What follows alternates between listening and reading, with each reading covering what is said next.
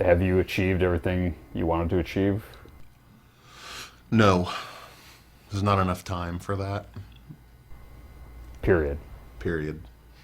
I think I could probably be the most successful person on earth in music, and I would still probably not feel like I've achieved all I wanted to.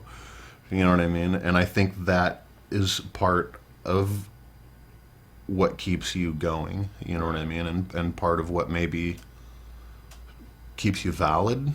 You know, I mean, if we were to put out records and think to ourselves, oh, this is the greatest thing, you know, we're still great and we're the greatest and this is awesome, then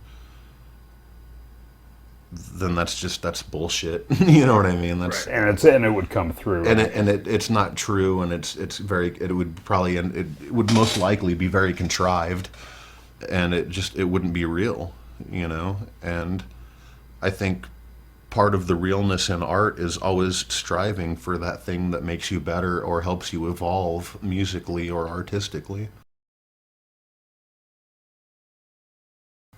If it did end tomorrow, would there be any regrets about things you wish you'd done differently? No, man, you should never regret anything.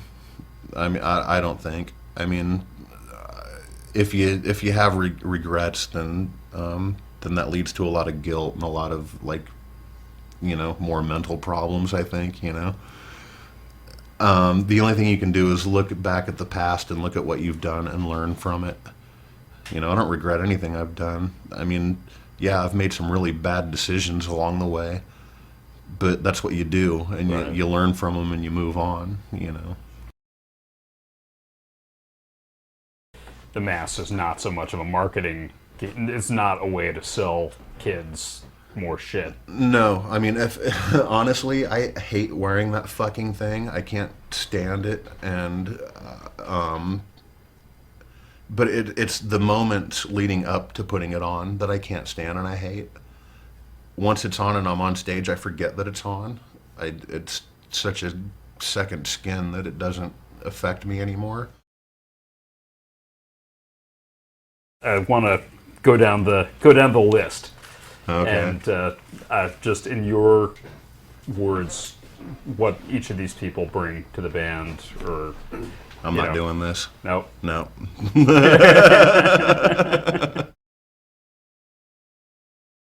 When you're on the road with the band, what's the most frustrating thing about it? Finding privacy, probably. You know, you give all that up when you're on a, and I mean, you give it up when you go on tour anyways, but Right. then when you're on tour with a band with 9 guys in it, then, you know, forget about it. The only privacy you get is if you climb in your bunk on the tour bus, or if you're lucky enough to have your own hotel room on a day off, Right. you know. How has Slipknot affected your personal life? Wow. What personal life? You know, I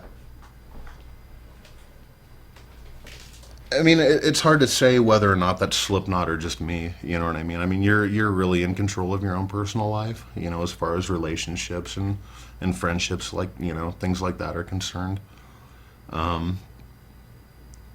People come and people go throughout your life. Whether or not that's Slipknot's fault, I can't say. You know. Overall, you're definitely somebody who's got a very kind of, I guess, free will oriented outlook. Like it's up to you. Well, I've kind of always have had the mentality that I just want to be able to not have any baggage, so to speak, like to be able to, like, and maybe it's like just not wanting to be responsible or not wanting to grow up or anything like that. I've kind of had this, like, waiting for life to begin sort of mentality, and maybe it began a long time ago and I just haven't caught up with it yet, but In some ways, it feels like it hasn't begun yet. yeah, I mean, I'm still waiting for, you know, that thing to happen to affirm, okay, now it's okay for me to grow up and feel responsible or this or that, you know. And to me, I'd just rather be able to, at the drop of a hat, leave if I wanted to. If I want to go to Italy, I can. If I want to go to Japan, I can, you know, and there's something that's very liberating about that feeling, even if it can be lonely at times. And what constitutes tour lag? What are the symptoms? How does it manifest itself? Yeah. With anxiety, I think. You know, when I come home, I'm pretty reclusive. I usually don't leave the house. It's a lot different from how I imagined it.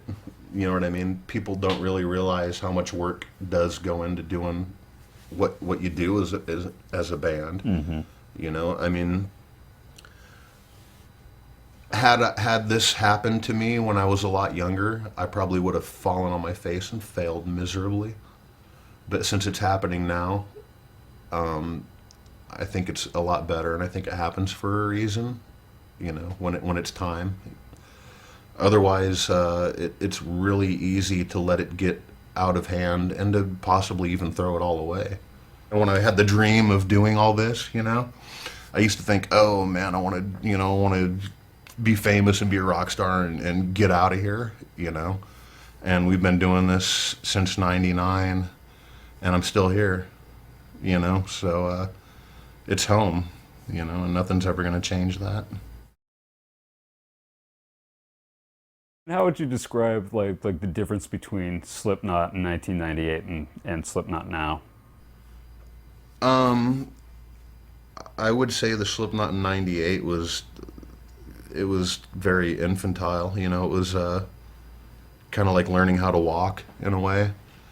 And there was a lot of emotions, mainly rage and anger, that were, you know, manifesting inside the animal of Slipknot at that time. And I think now it's more like it's more like maybe somebody who's just become aware.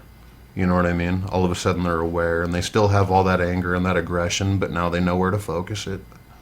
But that's not to say that the next album won't be like going back towards the direction of Iowa or even heavier, you know?